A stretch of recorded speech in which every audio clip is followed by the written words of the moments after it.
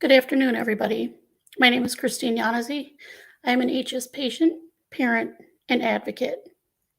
I am so excited to be here today with HS Summit co-chair and our final speaker, Dr. Vivian Shi.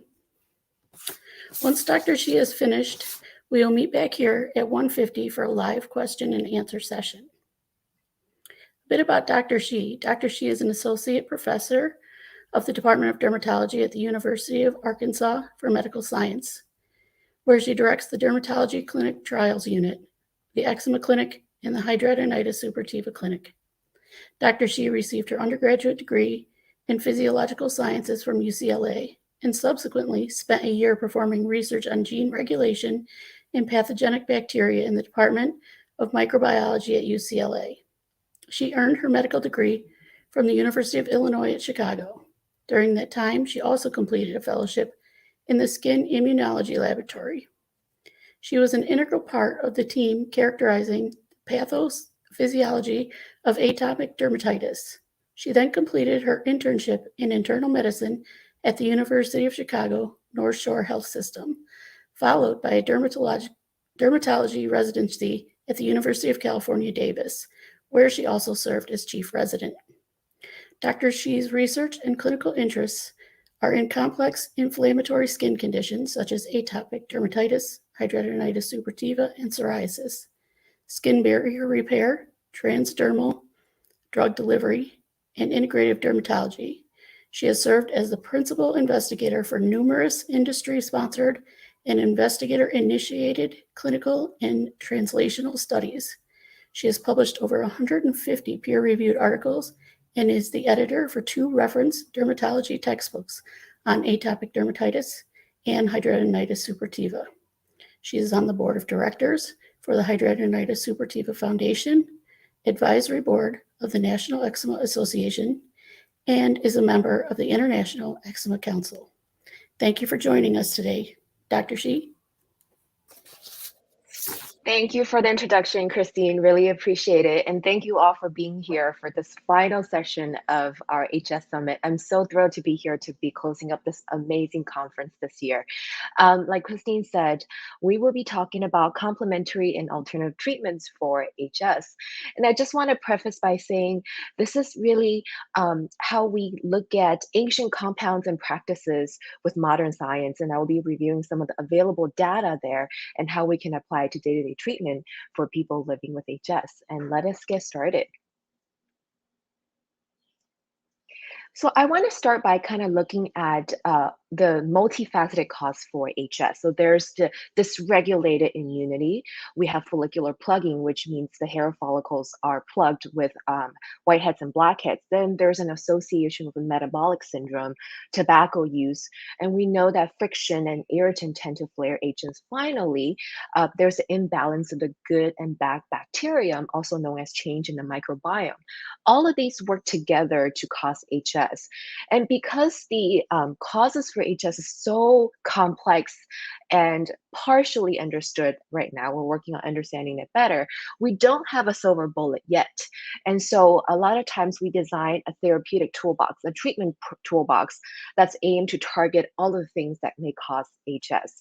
And for those of you who have had prescription treatments, sometimes it works a lot faster than complementary and alternative medicines. I think TAM medicine is really for someone who's more patient, and it works better as a preventative measure and adjunctive measure to prescription medications. I kind of want to spend some time to review the treatment guidelines for HS, and many of them have been published in Europe and North America. And if you look at this, it usually kind of progresses according to disease severity. And the very foundation of this, we often see adjuvant therapy. And not a lot of times is it decked out on what this really means, but it's typically recommended that all people living with HS should receive some kind of adjuvant therapy. This is kind of interchangeable to CAM. And more recently, in 2019, the North American HS experts got together and published the guidelines on how to treat HS. And I was really thrilled to see that there's a more decked out section on complementary and alternative medicine, which includes smoking cessations, vitamin supplementations, dietary modifications, lifestyle modifications, and etc. And we'll be kind of talking about these in more detail in the remaining of the presentation. So there are a number of other complementary treatments here.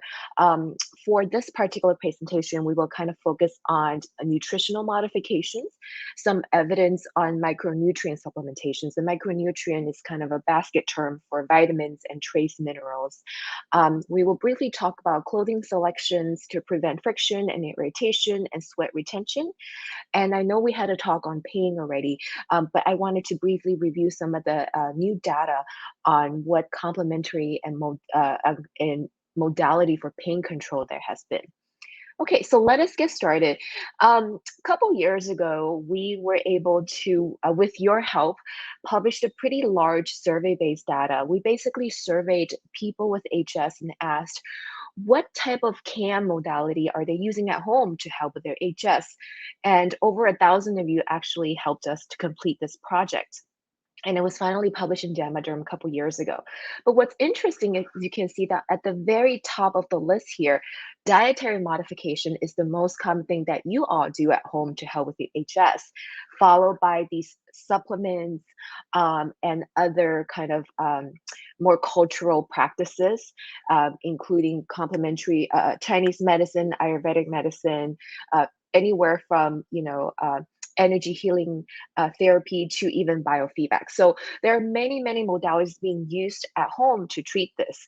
But I wanted to kind of take a closer look at the dietary modifications. Then we zoomed in a little bit and asked specific questions. What are some of the foods that's helping with your HS, and what are some of the foods that's kind of worsening your HS?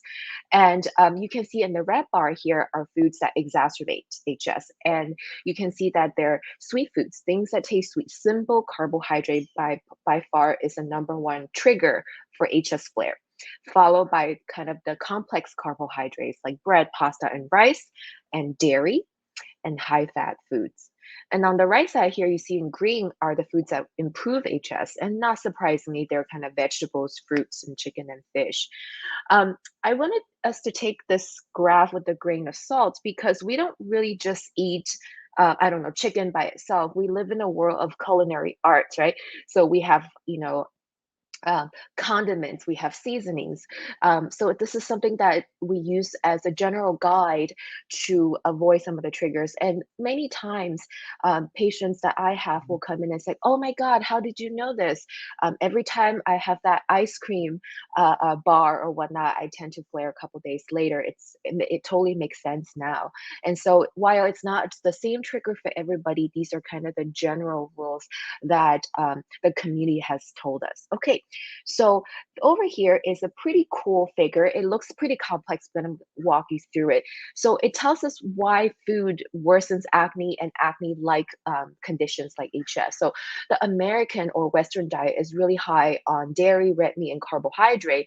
And these simple broken down parts of the American diet actually triggers hormone imbalance in insulin and another hormone called insulin growth factor 1. And that actually stimulates the hair follicle to produce more oil and makes the skin shed more within the hair follicle. And so that causes more sticky hair follicles that are more prone to being plugged, forming whiteheads and blackheads, which now we believe is the initial trigger to having acne and HS lesions.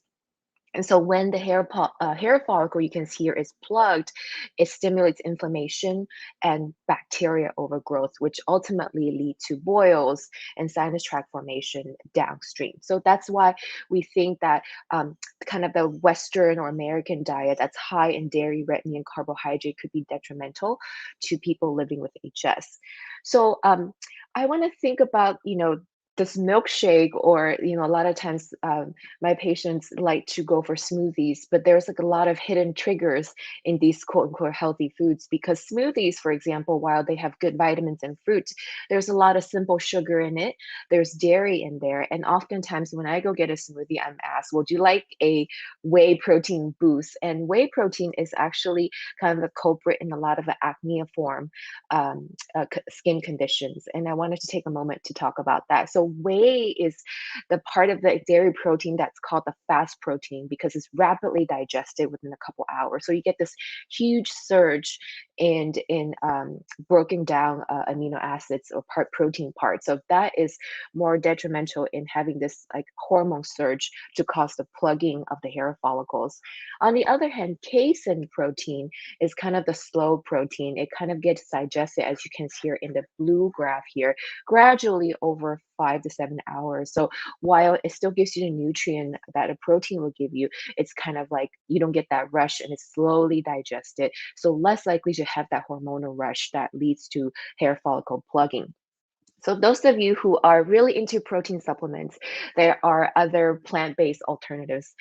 There are hemp seed protein, pea protein, egg white protein I really like because it's almost 100% absorbed by the body. And for women and people living with HS, anemia is a common issue. And brown rice isolate protein is really cool because it's really high in iron. I like soy isolate protein a lot.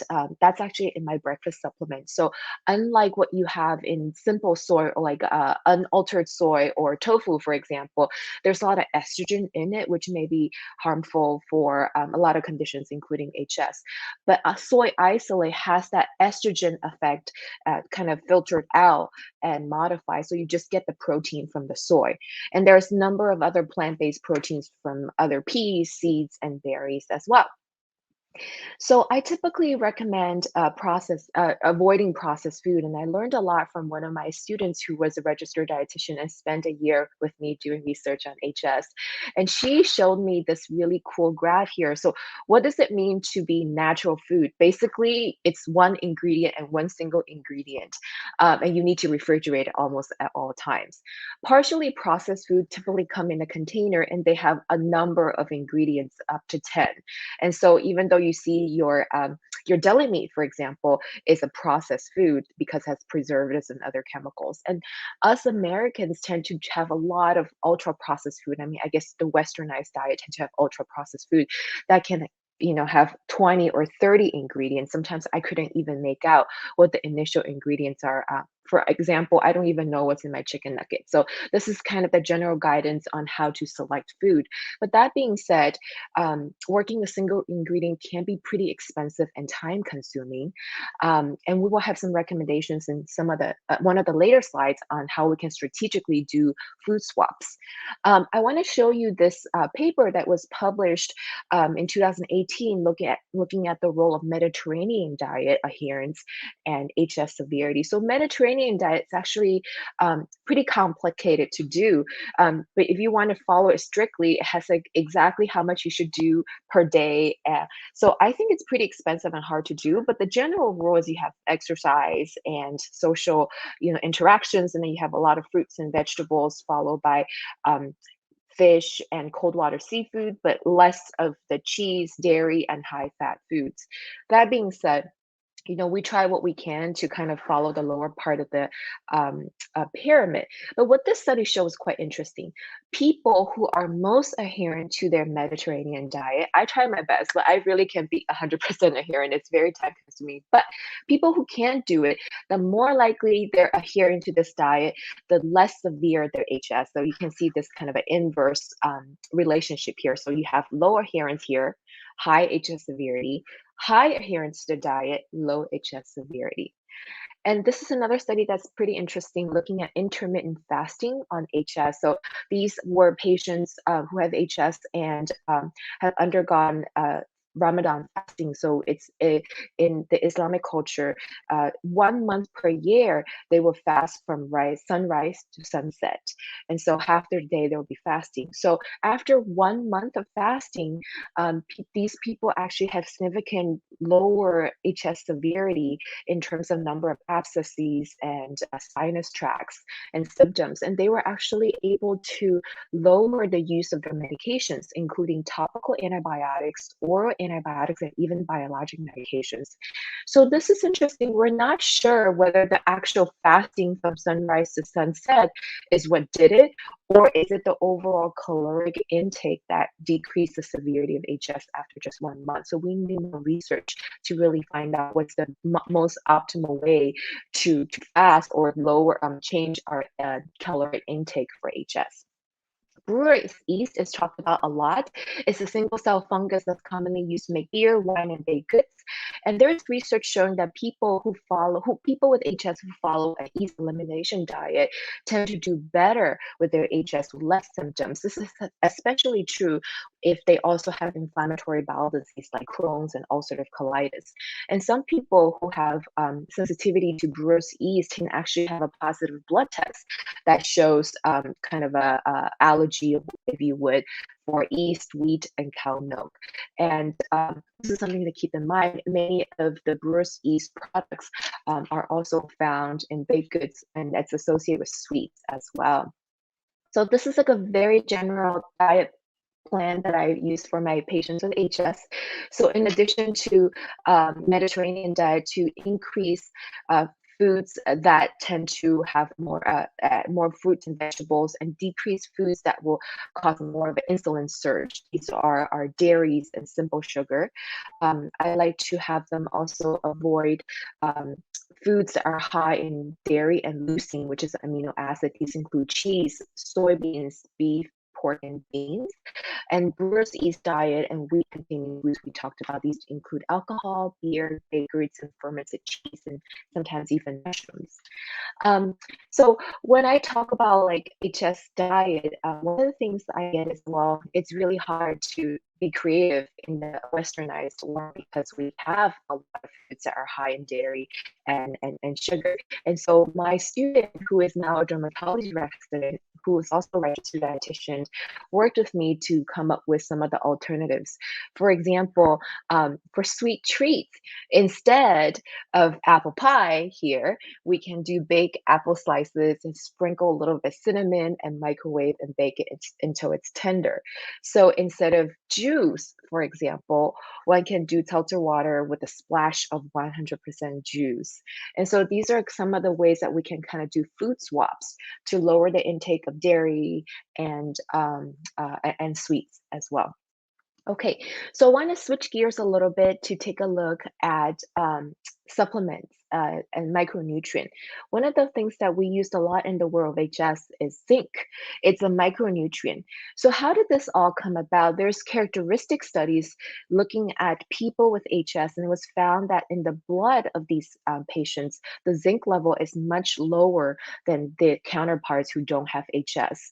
And the level of low zinc in the blood tend to have associated with higher severity of HS, lower quality of life, and more area of involvement of HS. So we don't exactly know why zinc supplement will help with HS. It's thought that zinc can limit the action of inflammatory cells and also decrease the production of proteins associated with inflammation. And the common dose that we use for zinc in HS and acne tend to be a little bit higher than what we see in the daily multivitamin. So those are typically 20 to 50 milligrams a day. And when we want to get to the anti-inflammatory effect in HS, we tend to need to do 100 milligrams or higher. And there is research looking at this, that most people who have more mild HS is able to get their severity lowered by having daily zinc gluconase supplementation. So I want to take a little bit time to talk about chelated formulation. So zinc can always comes with the a organic acid that's attached to it. So the most common one we'll find is zinc gluconate. I really like zinc picolinate. It's a little bit more expensive and harder to find, but it's better tolerated. So those of you who had high dose zinc supplementation, you know that sometimes it gives you GI upset and nausea a little bit. And so try picolinate, it may be better tolerated. And for people who are taking high zinc long term, I highly recommend that you take a little bit of copper with it. The ratio is typically 10 part zinc to 1 part copper. So if we're taking about 100 milligrams of zinc, you want to take about 10 milligrams of copper because zinc and copper can compete for absorption in our intestines. And zinc is kind of like the bad bully that beats copper. So in the long term, you may have copper deficiency otherwise. And the symptoms of copper deficiency can be pretty vague, kind of like fatigue, tiredness, memory loss, and hair loss. I feel like I get that all the time. So it's very hard to catch copper deficiency, which means it's very good to kind of supplement them together. There's research looking at combining zinc and nicotinamide, which is a derivative of vitamin B3. And people who have mild to moderate HS, um, and who have improved with oral tetracycline antibiotics, these are your minocycline and doxycycline, that's compared with zinc gluconate and nicotinamide. They found that with addition of the supplement together with zinc and nicotinamide, it can lower the number and mean duration of the flares and also reduce the overall look and severity of the disease. And it's thought that this improvement can be sustained even after they stop the oral supplementation. And it's thought that nicotinamide can lower inflammation and has antioxidative effect. And nicotinamide is something that we do a lot in acne patients as well. Vitamin D is another vitamin that talked about a lot. There's research showing nearly all people with HS have some kind of vitamin D deficiency. We don't know whether it's due to low intake or decreased sun exposure because sunlight is needed to activate vitamin D, or it has like a more metabolic situation too. And within these people, over a third of them are severely deficient with a blood level of less than 10. So the proposed mechanism for vitamin D playing a role in HS is that it has an involvement in the immune system and also is involved in modulating how microbes work in our body.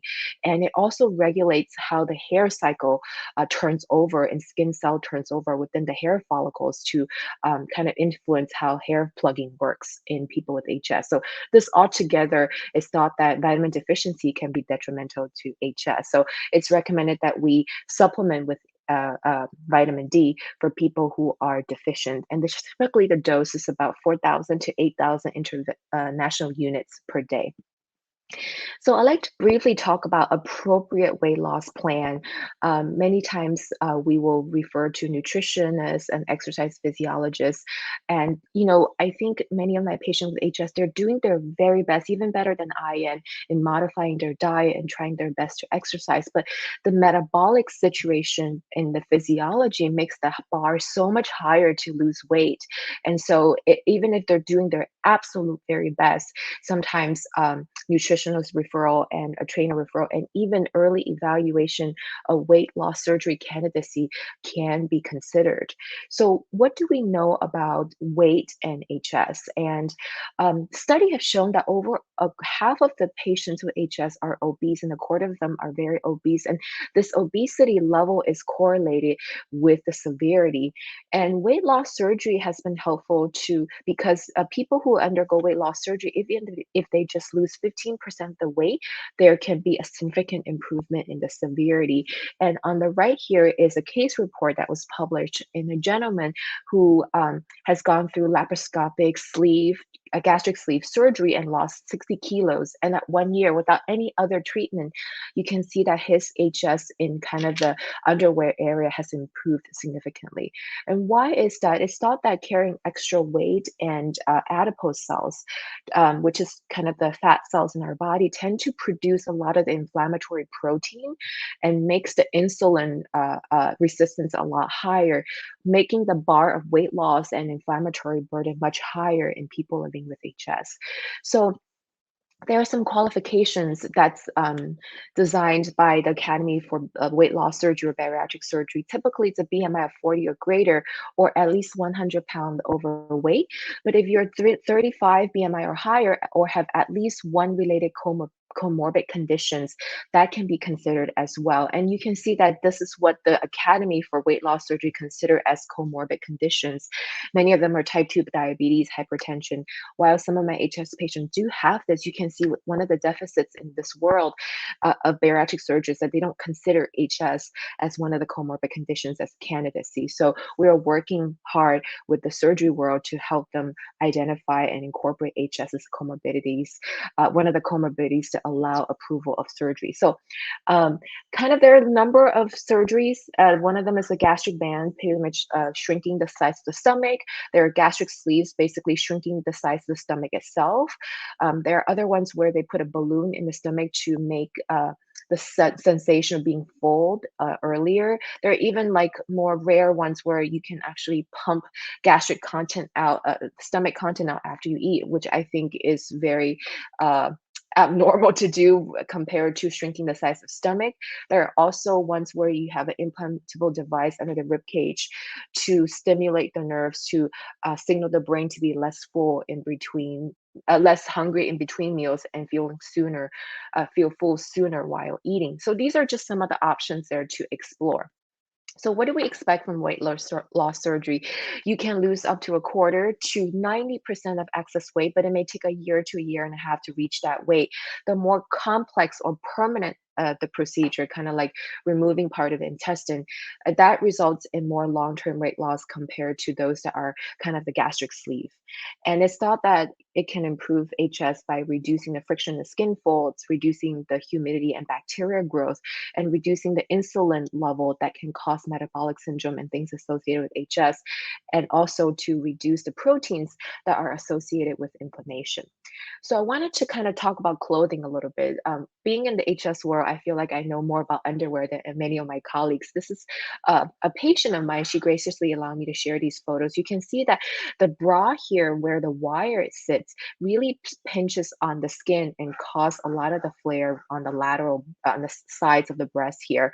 And there are many types of bra, and so like I actually go to the Victoria's Secret and look at all different types of bra and how I can help my patients with HS select them. So we always say try the sports bra.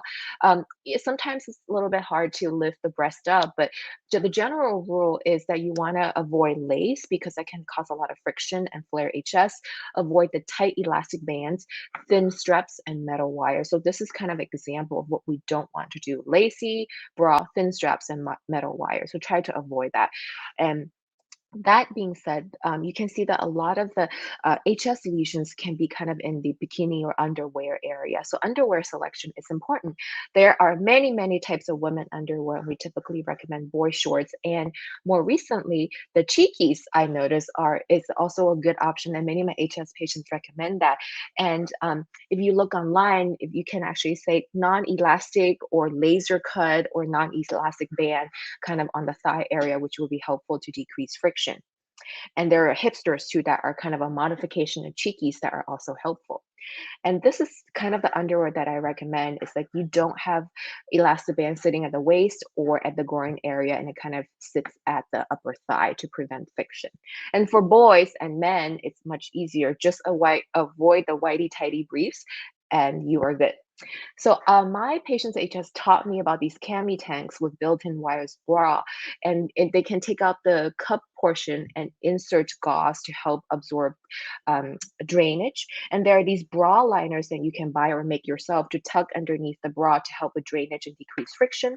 And tummy liners after stomach surgery, those are what initially they're for, and also for people who have C-section from delivering a baby. You can make them yourself or buy online to help help absorb the drainage in the lower abdomen area.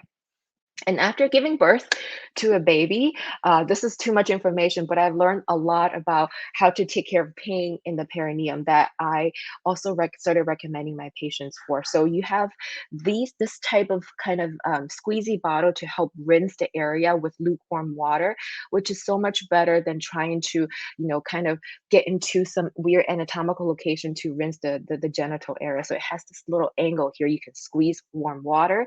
The aloe vera gel is really cool because it's soothing and you can actually squeeze it onto kind of like a big menstrual pad here. And after you put the aloe vera gel on that, you can freeze it. And when you thaw it, it's cooling and pretty comfortable. And that was recommended by my OB nurse, which has helped tremendously. And we know about these seat cushions. And then for the postpartum care products that one can buy, there are these cloth pads, and then there are kind of these like freezing cooling gels that you can insert them to help pain related to HS in the private area. So we talked a little bit about that already about clothing. So I will skip this. You can review this in the recording here. And Dr. Kursing at the very initial session has talked about pain management. This is a paper that was published in JAT out of Emory by Dr. Orenstein. You can see this is what's recommended for acute pain, and this is what's recommended for chronic pain. And you can see here there are non-pharmacologic pain management. That's kind of the complementary pain methods that we will be talking about. So you in the audience helped us answer some of these questions in the survey study that we did. Over 400 of you answered these survey. We asked, what are you doing at home to help pain related to your HS? And you can see that many of you doing warm compresses, ibuprofen, all the way down to oral CBDs, sitz bath, and acupressure. So, but overwhelmingly, warm compress, ibuprofen, Epsom salt bath, and cold compress, and acetaminophen or Tylenol or paracetamol are the mostly common used at home by you. Then we asked, well, we know what you use. How well do they really work? So we asked you to rate it from a scale of 1 to 5, 1 being not successful at all, 5 being extremely successful. Now, if you look at the answers here, most of the modalities that are working are not very successful. At best, they're between 2 to 3, but nevertheless, it's working for many of you. And they may be helpful when you combine it with prescription medications and other pain related modalities. So, those of you who answered said that the ones that worked the most is marijuana smoking or edibles, opioids by prescription, alcohol. But over here, acupuncture and acupressure is one of the ones that worked very well. And I learned from my patients with HS, there are these CBD bombs that you can buy over the counter or online, which some of them come kind of like a deodorant balm here that can be rubbed on gently on the skin lesions. There are also other CBD bombs that you can buy online, which can lower inflammation, sometimes pain as well. And there are CBD bath bombs here too that you can buy. Just want to make sure you get one with not so much fragrance in there. And this is soothing and can potentially help with pain and drainage and itching too. And we briefly talked about acupuncture. So I learned this from my amazing colleague, Dr. Dave Louis from Wayne State. So he's doing a study on this. The battlefield acupuncture has been used for hundreds of years for soldiers who are wounded in battle. And it's thought that there are these acupoints on the ears that's easily accessible. And you can actually get these little tiny acupressure needles and put them in different parts of the ear to help pain, which can be helpful for people living with HS. And for those of you who don't like puncture, which requires a needle and puncturing the skin, you can attempt acupressure too. There are these titanium and or plastic beads you can buy online. You kind of use a dot band-aid to adhere it to the acupoints onto the ear to help with your symptoms. So this is kind of a summary slide. We briefly talked about nutrition. Certain types of exercise can be helpful to decrease friction, and there's swimming, yoga, and Pilates for minimum friction between the skin folds. We talked about appropriate weight management and clothing. I always encouraging smoking reduction and set realistic goals. It's not realistic to quit cold turkey, but I say let's try to decrease by 10% every month. So if you're doing, say, a pack a day, 20 cigarettes a day, maybe in a month we'll do 18, and the following month we'll do 16. Slow, realistic, and practical goals. And I can't stress enough, it's a very stressful time during the pandemic, and many of my patients living with HS having to have increased child parenthood duties and work duties, and that feels the stress really fuels the inflammatory burden in HS, making HS lesion worse. Whatever, like what Dr. Bayer Resnick said, whatever you can find to calm yourself and relax yourself, do it. Spend 30 minutes a day if you can. I know that sounds like so much for those who are busy working and busy parents. If you can find 30 minutes for yourself every day just to do something you really like, even if it's just meditate or listen to that like favorite song of yours in the shower, do something for yourself every single day. And over here is kind of a summary of what we just talked about. And the very last bullet point, I would say there are many options out there. Some of them have direct research in HS and some don't. And some have very high level evidence and some is very early without placebo control. But that being said, complementary and alternative medicine is really an ancient field. They're not well funded by big pharma or by nonprofit organization like the NIH. So whatever small study we have, I have presented the data for you in relation to HS. At the end of the day, I urge you to keep an open mind, to let us know what works for you and let us work with you to find a plan that's comprehensive and multimodal with multiple things in it to overall achieve the best outcome for your HS.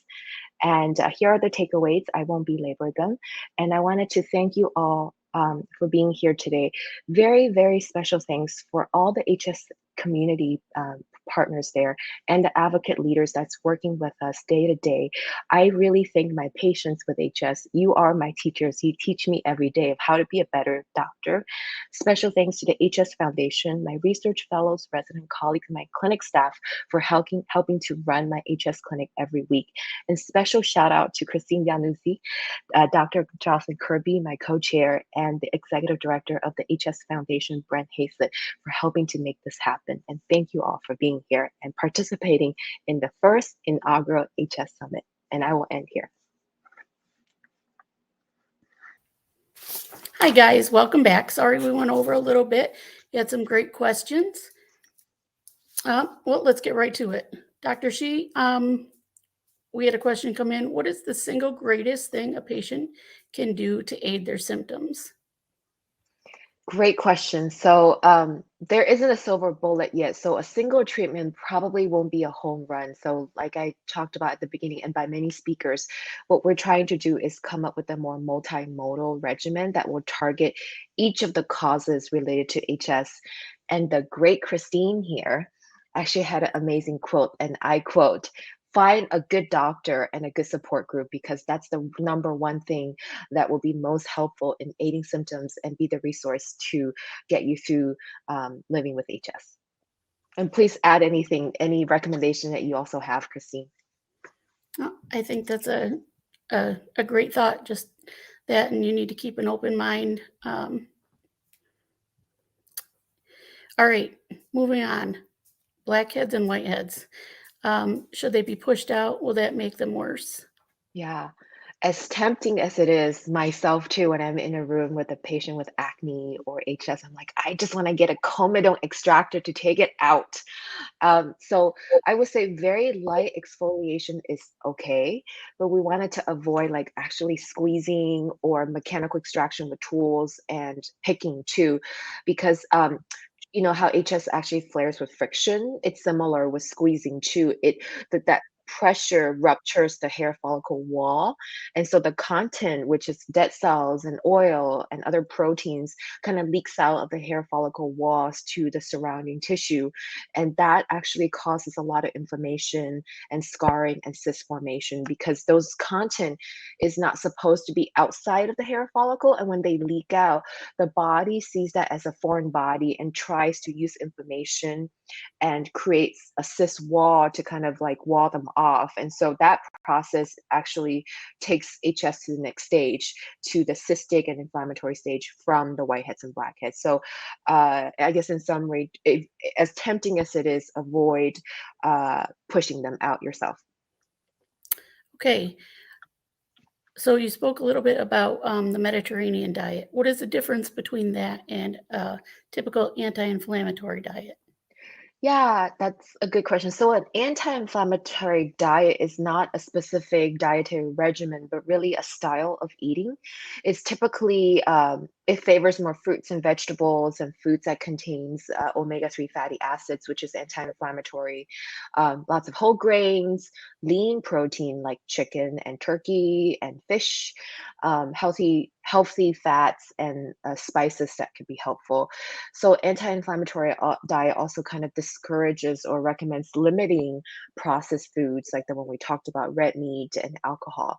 So that's kind of the general term for anti-inflammatory diet. It doesn't tell you you have to eat this much of this thing particularly, but it's more food groups. Mediterranean diet is more of a dietary regimen. Like you saw on the slide, it tells you how much vegetable to eat, how much cheese or wine and fat to do. While Mediterranean diet is the only one that's been specifically studied, I think going towards more of an anti-inflammatory diet that's high in fruits and vegetables and limiting some of the unhealthy food groups that we mentioned could be helpful too. And I believe we're gonna insert a link to Mediterranean diet and its definitions too, right? Yep, Good. that should be right there in the open chat. Thank you Okay, for doing great. that. So regarding food addiction, we keep hearing about weight loss. What other resources are available to help people with food addiction? This person asked from personal experience, I know that when I'm stressed or struggling to deal with things, I reach for something high in carbs, sugar, etc., and that isn't uncommon. Changing these patterns feels quite daunting without guidance. You have any ideas of where they can go?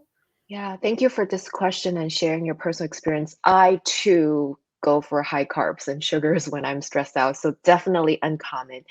That's definitely not uncommon to do. I would say it's helpful to keep a food diary to observe these patterns and whether they're associated with certain life stressors. Ask your doctor for a nutritional referral can be helpful. And eating certain types of food during stressful period is an evolutionary advantage initially, but now it's coming back to being not so helpful. Certain types of food sends reward to the brain, and that gives a positive feedback because it feels so good to eat certain types of food, and that sends a positive feedback back to the rest of our body to want to eat that same types of food. So evolution makes us get comfort from high calorie and sugary food, so this is natural. But now that we're living in the world of plenty and much higher stress, it's coming to do us a disservice. So Christine actually recommended introduced me to this group. It's called Overeater Anonymous. So it's kind of like Alcohol Anonymous is anonymous. It's a step program, a support program that is free and have local chapters and may have virtual and in-person programs as well. And I would say also to set realistic goals. We can't go from eating 3,000 calories to 1,000 calorie a day.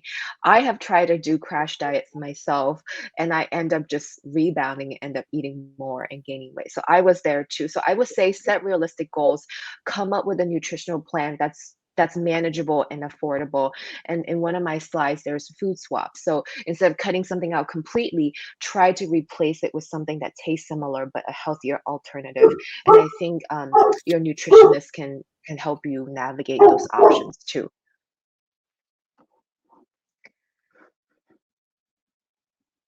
So I will read the next question.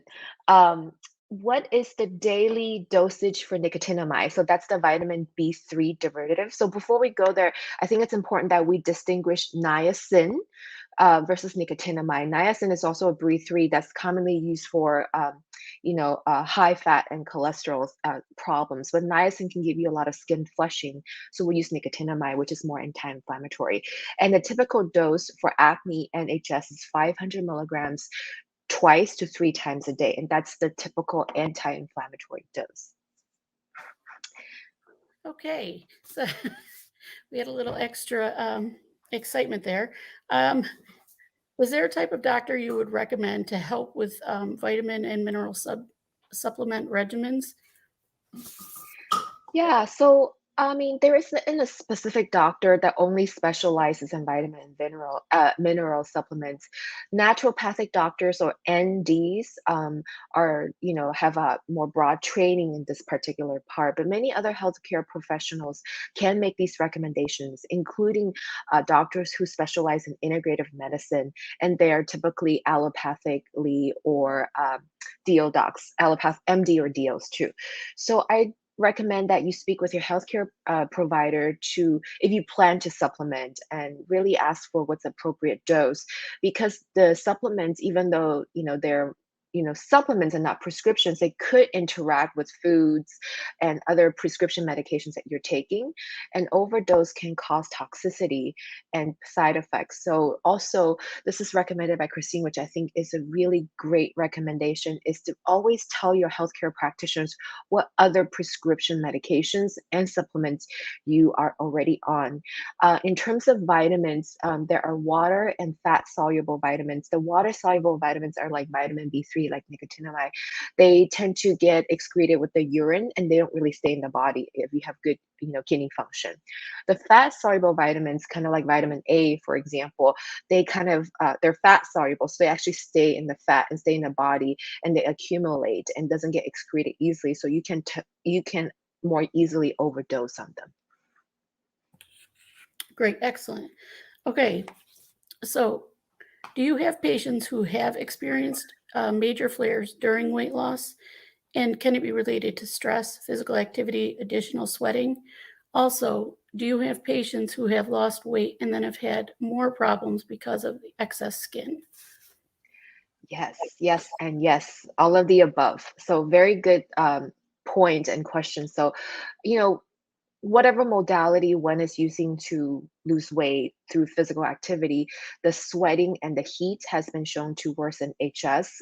That may be due to the friction itself.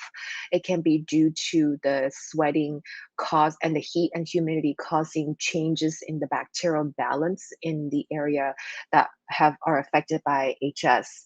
And I guess the stress from exercise, it would probably be not as straightforward, because it's thought that appropriate exercise decreases overall stress and adrenaline level over time.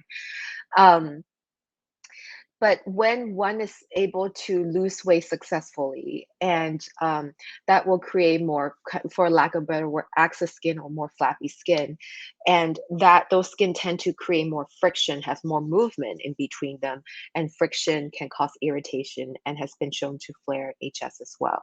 So one of the things that we've been talking about is, if one were to have drastic weight loss, like if one undergo weight loss surgery and lose 50% of their weight or over 100 pounds, one will have excess skin, and that can potentially have a temporary flare of the HS.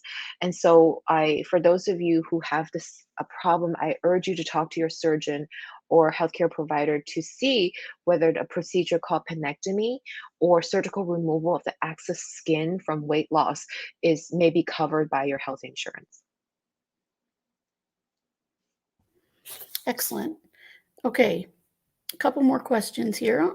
Um, Talking fabric materials, what is the difference, if any, between cotton and other materials? This person said that the most comfortable undergarments that they found are lycra or polyester. Yes. So cotton is kind of like the prototypical sensitive skin, absorbent, earth-friendly material. But cotton is actually, very expensive in my opinion. And cotton with multiple washes, they do harden and become more rough. So there are other materials now that are, cheaper and still good for sensitive skin. And in my work with atopic dermatitis, or eczema, I have learned a lot about fabrics. And so I really like the bamboo fabric. It's more earth friendly. It takes less quote unquote energy to make and is much more sustainable than cotton.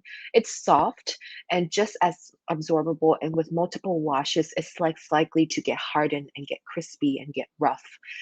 So that's something I like to recommend. Um, some fabric have zinc embedded in them for anti-inflammatory properties. Zinc oxide, for example, is diaper paste. It helps to prevent shaving and whatnot.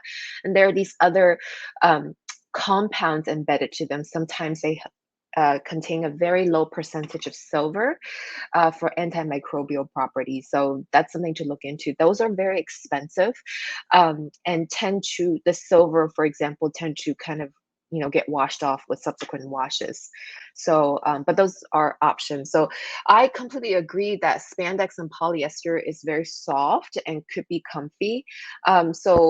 Lycra or spandex, but unfortunately they trap a lot of heat and moisture despite being comfortable, and that can cause HS flare and change the microbiome in the HS lesions.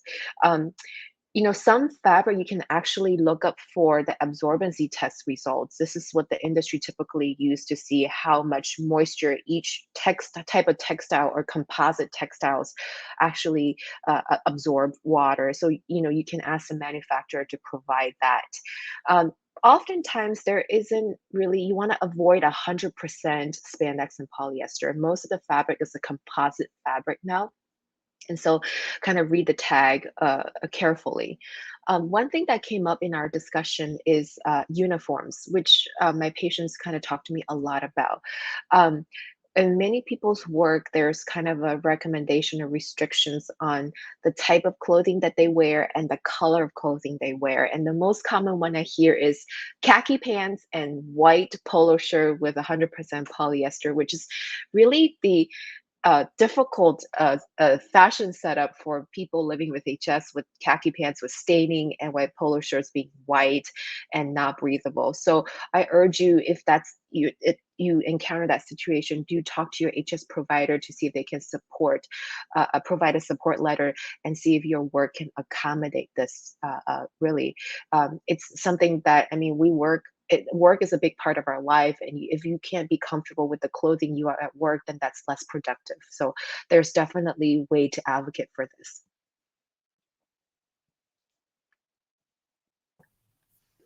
Okay, we had one last question come in.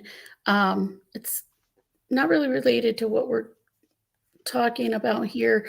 Has there been a link between getting COVID and an increase in flares? Since that's not really something that we're talking about, I don't know if you have any information offhand about that. So I don't know if you want to field that question here or maybe answer it in the chat later on.